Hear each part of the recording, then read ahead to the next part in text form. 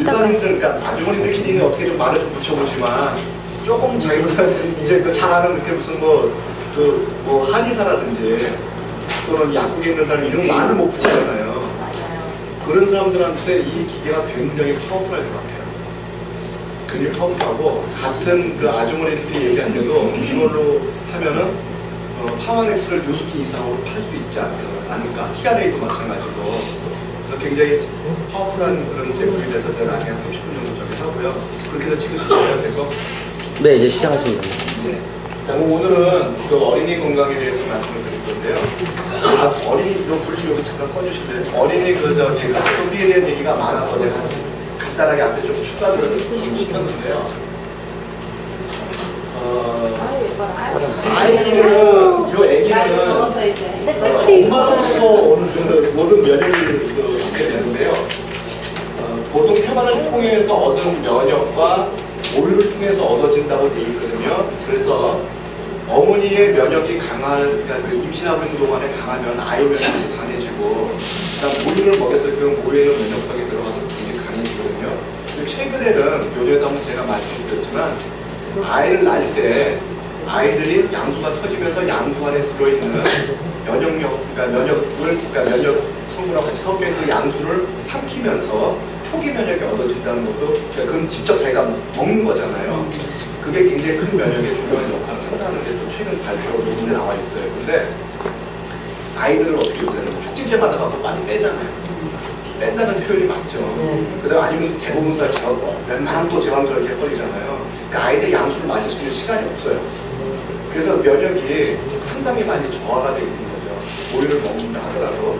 그리고 또 엄마 자체가 경기론이라든지 또 환경호르몬이라든지 이런 거에 의해서 엄마 자체의 면역력 자체가 떨어져 있어요. 그러니까 생활을 통해서 받아들이는 면역도 약하죠. 그 다음에 어떤 그 양수를 먹고 면역력 올릴 수 있는 찬스도 없죠. 거기다 모유가 또 안 나와서 못 줘요, 요새는. 그죠? 그래서 아이가 아토피라든지 이런 그 면역력 약화에 의해서 걸리는 병에 걸릴 수밖에 없는 그런 상황에 지금 있다는 거죠. 자, 그래서 보면은, 이제 보통 보면은 이제 모유를 많이 못 먹이고 이제 우유나 조제유를 먹이게 되잖아요. 근데 보면은, 우유는 모유하고 완전히 성분 자체가 완전히 틀려요. 그리고 조제유는 분말로 만든 거잖아요. 그래서 이거는 어머니 모유하고 성분을 좀 비슷하게 맞춰놓은 거예요. 거의 비슷하게. 근데 여기에 들어가 있는 단백질이, 베타락트 글로불린이라는 게 들어가 있는데, 이거는 모유에 비해서 단백질 흡수가 굉장히 약해요. 약하고 세포를 자극해서 얘가 염증과 다리염증을 일으키는 물질을 분비하게 만드는 주 요인이 되는 거예요. 그러니까 분유를 아이들이 먹지 않을 수 없죠. 먹으면 어떻게 돼요? 알러지를 일으키는 물질이 나온다는 거예요. 참 어떻게 보면 참 심각한 거죠. 그럼 어떻게 모유만 먹여갖고 애들을 키워야 되는데 그게 쉽지 않다는 거죠. 어머니들이 모유만 어떻게 먹이냐는 거죠. 그러니까 아이들이 필연적으로 면역력이 떨어질 수밖에 없다. 그 다음에 이제 수유를 갖다가 했을 경우하고 안 했을 경우를 갖다가 아토피성 피부염하고 천식 발생률을 보니까 모유를 수유한 경우에 비해서 수유 안 한 경우에 현저히 높더라는 거죠. 그리고 모유를 수유 마찬가지고요. 이 천식도 마찬가지고요. 근데 보면 아토피가 3살 때 되면 탁 떨어지죠. 게다가 다시 올라가죠. 이게 뭐냐면 아이들이 1살 때부터 3살까지는 자기 몸에서 면역력을 막 만들어내.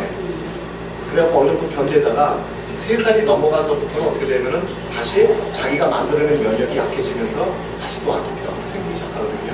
근데 모유를 먹는 그 추세는 똑같은데 모유를 수유한 경우에는 17살까지 아토피성 피부염 발생률이 영향을 미친다는 거거든요. 그러니까 나이 먹어서도 그 아토피 생긴 아이들은 어떻게 처음에 잘못된 거예요. 처음부터. 그래서 이제 여러분들이 아이들 아토피는 지금 태생적으로 생길 수밖에 없게 돼 있잖아요, 지금. 그죠? 그래서 이제 그 면역력 증강을 어머니를 시키든지, 어머니 면역력 증강을 시키든지 아니면 태어난 아이의 면역력이 올라갈 수 있도록 도와주든지 둘 중에 하나를 여러분이 해주셔야 되는 거죠. 그죠? 근데 이제 3살까지는 어차피 저절로 아토피가 떨어지기 때문에 외부적으로만 처방을 해주시면 되고 3살이 넘어서부터는 어떻게 돼요? 이빨이 나죠. 그때부터 씹어먹는 추잉할 수 있는 우리 정범을 수 있죠. 그거를 먹여줘서 이걸 막아줘야 된다는 거죠. 요 이전까지는 어떻게 해요? 밖에 쪽에. 요 이후에는 안쪽하고 바깥으로 동시에 이렇게 해줘야 된다는 거죠. 그 다음에 이제 그 세계적인 트렌드로 아이들이 이제 자라게 되면요. 생활 양식의 변화가 지금 다 일어나고 있잖아요. 뭐 옛날에 우리 투잡하는 사람들 별로 없었지만 요새 투잡하는 사람들 많죠. 그죠? 그리고 외식 및 인스턴트 식품 이용이 너무 많아졌죠. 그래서 아이들 스스로 식생활 관리가 어려워지는 이런 상황이기 때문에 아이가 커서도 면역력 저하라든지 영양 불균이 지금 많이 노출되어 있는 거죠, 아이들이. 그래서 보면은 아이들이 음식물을 과잉 섭취를 하는데 전부 다 에너지, 원만 섭취를 하기 때문에 비만이 일어나고 그 대신에 골고루 영양소를 섭취하지 못하기 때문에 건강 장애가 일어남으로써 이제 신체 발달도 안 되고 정서 발달도 안 되고 지적 발달도 잘 안 되고 해서 아이들이 어떻게 돼요? 조금만 성적이 떨어지면 그냥 뛰어내려. 그 다음에 짜증이 너무 심해. 거기다 또 하나만 길러. 그러니까 얼마나 애지중지 길러요. 그러니까 아이들 인성이 많이 나빠지니까 어떻게 돼요? 막 요즘 막 이상한 거 있죠. 칼 부린다고 그러고 있죠. 막 미친 사람 같잖아요. 그런 사람들이 막 나타나는 거예요.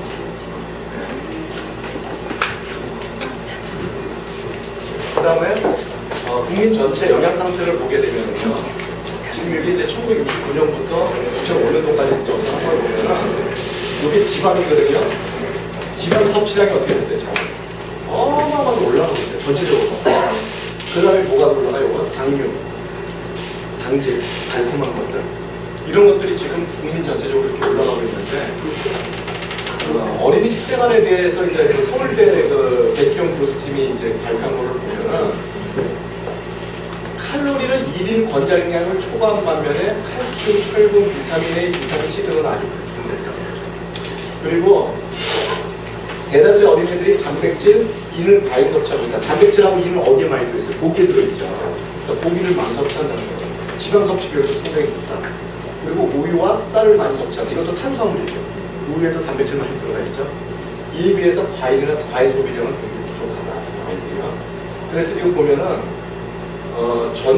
요 파란 색깔은 전국 사람들의 전국 평균이고 요 노란 색깔은 7세에서 12세까지 섭취하고 있는 건데 이거 보세요. 지금 이게 뭐냐면 동물성 식품이에요. 동물성 식품을 전체 평균 어린데 아이들 이만큼을 먹고 있는 거예요. 이게 점점 어떻게 돼요? 시간이 갈수록 증가하고 있죠. 그게 아이들이 비만이 되는 거죠. 그래서 옛날에는 성인병이라고 했죠. 어른들이 걸리는 병. 그게 아이들도 걸리는 이유가 바로 이런 이유예요. 그래서 오늘 단백질 섭취도 마찬가지로 이 전국 평균에 비해서 현저하게 높게 되어 있고 동물성 지방 섭취도 여기 보면 1998년도에는 아이들이 적었어요. 동물성 지방 섭취가. 근데 지금 어떻게 됐어요? 많이 바뀌었죠. 많이 바뀌었잖아요. 전체 평은 이런데 아이들은 엄청나게 먹고 있죠. 혹시 아이들한테 고기 많이 먹이세요? 어릴 때 많이 먹이셨어요? 잘 자라라고 많이 안 먹이셨어요? 애들 때 고기 많이 먹어야 된다고? 잘 자라야 된다고? 네. 근데 그게 과잉이잖아요. 과잉. 너무 많이 먹여도 너무 많이 먹였어요. 아주 많이 먹인 거예요. 그래서 보면은요, 칼슘하고 철분은, 칼슘은 뼈가 자라야 애들이 키 크잖아요. 칼슘하고 철분은 권장량의 75%가 부족해. 그러니까 3분의 4분의 1밖에 섭취가 안 되는 거예요. 근데 지방 같은 거, 단백질 같은 거는 오히려 25%가 넘치고 있대요. 아이들 건강이 좀 싫다 이런다. 그래서 어떻게 되냐면 아이들이 또 아침에 결식률이 3에서 6세는 6.4%, 7에서 12세는 8.3%인데 결식 이유는 늦잠을 자서 가장 많대요. 근데 지금 이거 더 많아졌어요. 그래서 이제 아이들이 의욕이 저하되고 무기력해지고 배가 고프니까 또 간식 먹게 되고 위장병, 성인병에 걸리게 되고 비만이 되고 집중력이 저하돼서 또 학습 능력 저하되고 또 의욕 저하되고 이게 막 오는 거예요. 그러니까 이제 늦잠 자서 이제 결식하는 이유가 결식으로 인해서 이렇게 또 식생활이 또 이렇게 문제가 되고 그래서 이제 아침에는 꼭 식사를 해야 되는데 아침에 식사를 하게 되면 두뇌 마사지 효과가 있어요. 이렇게 씹으면서 그래서 이제 두뇌 혈액 순환이 촉진이 되고 그다음에 두뇌 에너지원인 포도당이 공급되는 것으로 활동성, 즉각력이 감소가 되는 게 아니라 이제 증가가 되겠죠. 먹게 되면 아침을 먹게 되면은 만약에 안 먹으면 감소가 되죠. 오전에 학습 능력이 이제 안 먹게 되고 오전에 그 밥을 안 먹으면 이제 학습 능력이 떨어지고 또 아침에 먹는 영양소가 하루에 필요한 영양소 충분히 공급하기 위해서 아침에 꼭 먹어야 된다는 거죠. 그래서 이렇게 저 규칙적인 식생활을 형성시켜 주는데 이제 어머니들이 이제 신경을 좀 써야 되는데. 어린이들한테는 어쨌든 간에 채소 과일을 많이 줘야 돼. 그런데 좀 바쁘다 보니까는 채소 과일을 줄 수가 없어요. 그러니까 이제 선진국에서는 어떤 일들이 벌어지냐면은 이런 게 이제 나오는 거예요. 파이버 데이. 하루에 5번 먹이 되는 거예요. 그러면서 뭐라고 얘기 나오냐면 WHO에서 하루에 400g 이상의 과일과 야채를 섭취를 권장하고 그래서 하루에 5번 이상 과일과 야채를 섭취하기를 권장을 하고 있어요. 북미에서도 마찬가지고 그래서 유럽에서 헝가리는 하루에 1시간 먹여라. 딴 데는 다, 4번, 5번이 예를 들면 3번이야. 그래서 헝거릴까 봐. 이상하게. 홀란드 같은 경우는 2번. 핀란드는 이제 하루 500g 과일과 야채 섭취 권장. 그다음 덴마크 하루 6번. 프랑스는 하루 10번. 이렇게 권장을 한대요. 그러면서 뭐라고 얘기냐면은 하루 5번 섭취는 가장 잘 알려진 권장을 만하고 실천 가능한 방법이다라고 얘기해요. 실천 가능해요?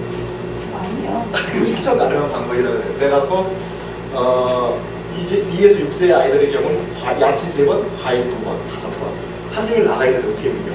뭐 앉은 자리에서 5번 먹이고 수는 없잖아요. 그죠? 6세 아이들은 야채 4번, 과일 3번, 총 7번. 성장기 남자애하고 남성. 그러니까 남자도 아이 취급을 하는 거죠. 쉽게 얘기하면은. 그리고 남자애하고 남성의 경우 과일, 야채 5번, 과일 4번, 총 9번 섭취를 하고.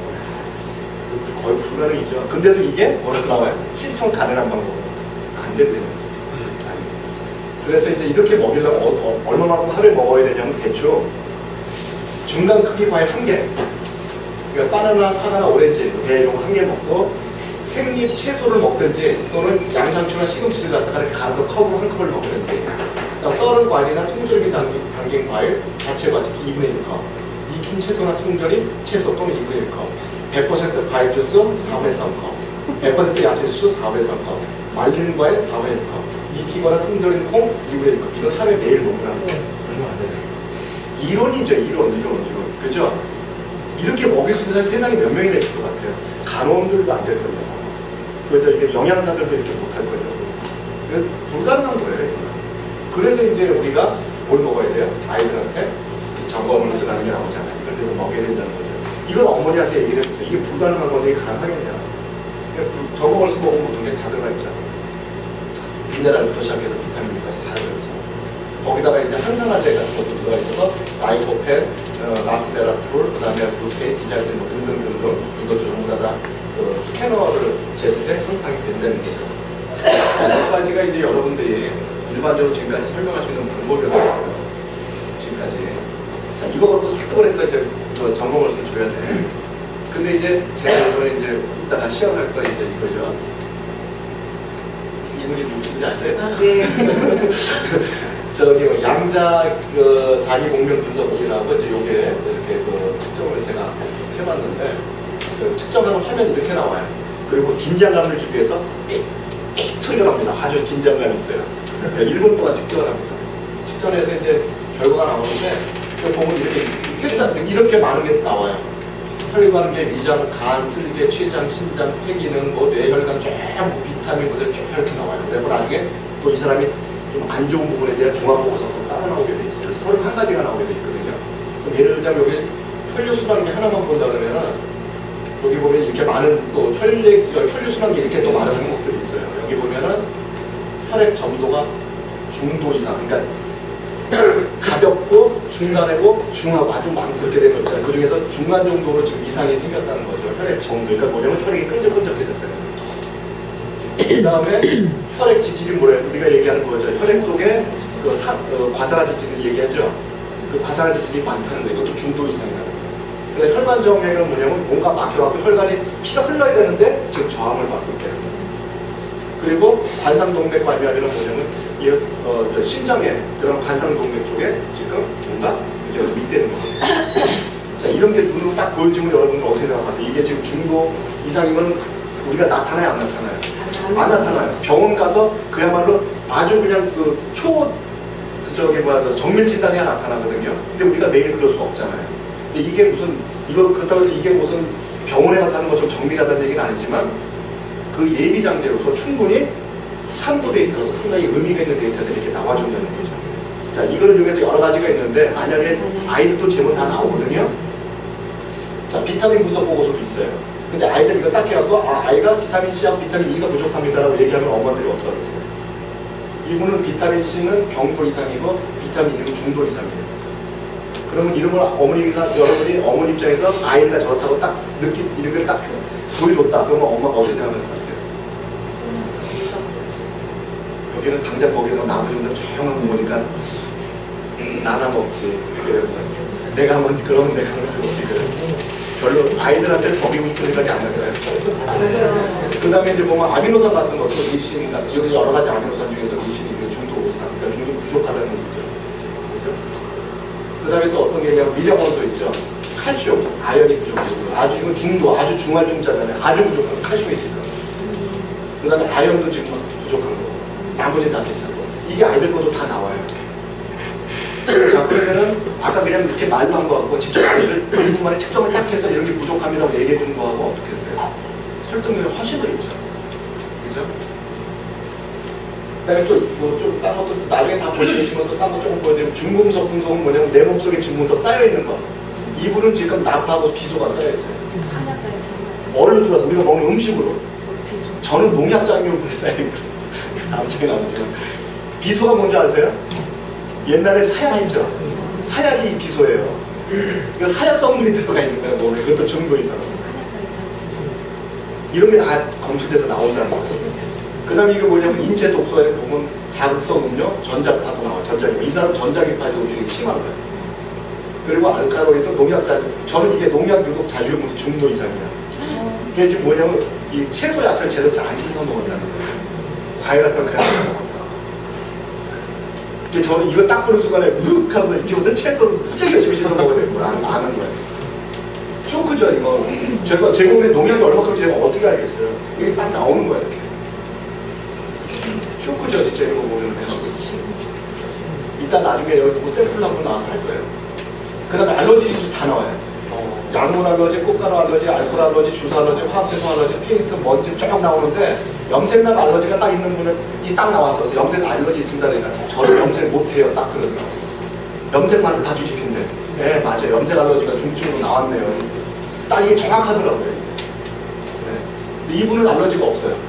네, 이분은 알러지가 없어요. 우유 알러지 있는 거 다 나와요. 금속 알러지. 그 다음에 피부에 대한 분석도 나와요.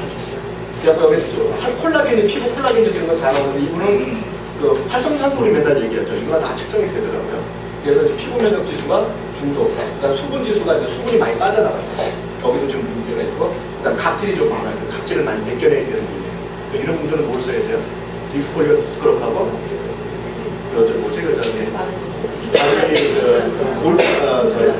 루프라하고 이런 거 써야 되겠죠. 이렇게 다 나와준다는 거예요. 피부 탄성지수, 뭐 피부 유지장, 그 다음에 이제 눈에 대한 건 눈꺼풀 처짐, 눈주름 콜라겐, 눈세포 활성 이런 거 다 나와요. 다크서클 이런 거 다 나와요. 앞에서 요거 있잖아요, 요거요. 멜라닌 지수 있잖아요. 요거는요, 이렇게 김이 있는 사람은 틀림없이 그 중도 이상 나와요. 제가 이렇게 봤어요. 이게 보니까는 멜라닌 색소 이렇게 보면 김이 많아서 딱 숨기는 사람들 이거 딱 나오더라고요. 이게 상당히 정확하다, 이거. 네. 그래서 내가 여기 유심 봐보니까는 요거 중도 이상 나온 사람들은 딱 보면 있어요, 이거. 스파트들이 다 있어요. 참 그래서 내가 이거 정확하다 하는 느낀 거야. 많은 사람을 테스트 해봤거든요. 저는 신장 때문에 굉장히 고생을 많이 했거든요. 요도결석도 많이 생기고, 저는 신장 이상이 딱 나오더라고요. 지금도 신장이 좀 아직도 많이 좋아졌는데 아직도 조금 문제가 있더라고요. 어떤 사람은 그러니까 그 뇌혈이 또 쓰러져 갖고 수술 받고 그래서 말이 좀 어눌하게 나오는 분이 있는데 해보니까 뇌혈관에 산소 공급량이 떨어지는 것도 나오더라고요. 그거 상당히 정확하더라고요. 거의 뭐 90% 이상 맞는 거예요. 여기 보세요. 이런 것도 보면 눈꺼풀 처진 콜라겐, 다크서클 다 나오잖아요. 그러니까 피부까지, 눈가에까지. 그러니까 지금 눈꺼풀 처짐이 있고 콜라겐이 빠지니까 라이프렉터 쓰셔야 되겠어요? 답이 딱 나오고.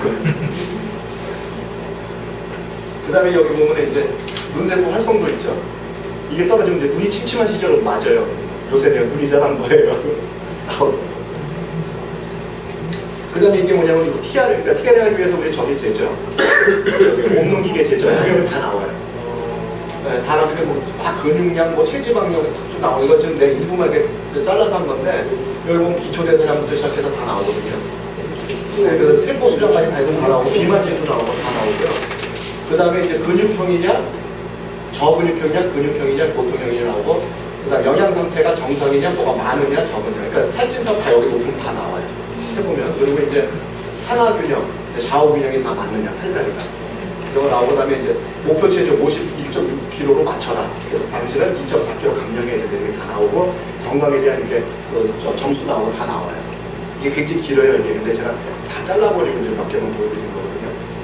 자, 이런 것들이 이제 31개 항목이 쭉 나옵니다. 여자들 같은 경우에는 자궁까지 다 검사해서 다 나와요. 가슴까지 다 검사해서 다 나오거든요. 나중에 이제 한번 여기서 테스트 한번 해보시고요. 그래서 제가 이거를 뭘 하면서 또 나중에 추가적인 거를 또 끝나고 나서 이제 한 30분 정도 제가 시간을 좀 달라했거든요. 네, 하실 때 같이 이렇게 쭉 하시는 거. 지금? 다 같이 하는 게 나을까요? 그러면 잠깐만요 기다려주세요. 제가 그럴 좀 할게요. 그래서 자, 한 노래